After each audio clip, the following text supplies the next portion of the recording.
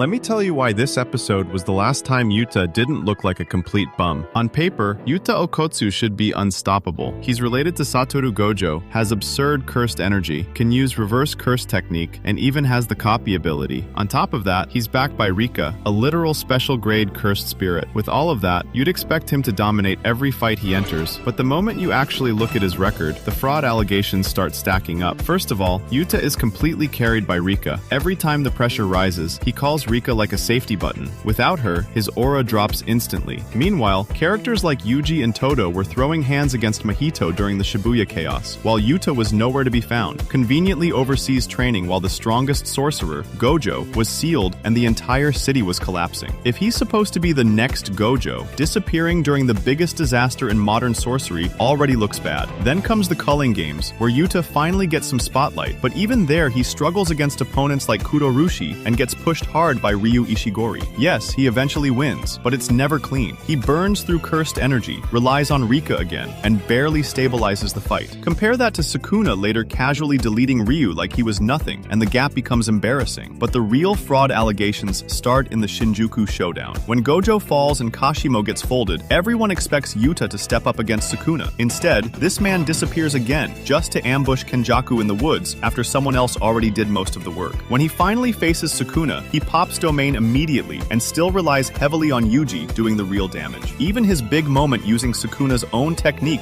barely scratches him. And the most embarrassing part, Yuta literally uses Gojo's body to fight Sukuna and still gets slammed. He lands a hollow purple that looks impressive for 2 seconds, but compared to the original, it barely does anything. In the end, Yuji keeps fighting while Yuta drops again and survives thanks to Rika once more. After all that, this guy still walks away with the credit, the victory story, and even Maki. Yuta Okotsu is the biggest fraud in JJK with the sole exception of Megumi Fushiguro.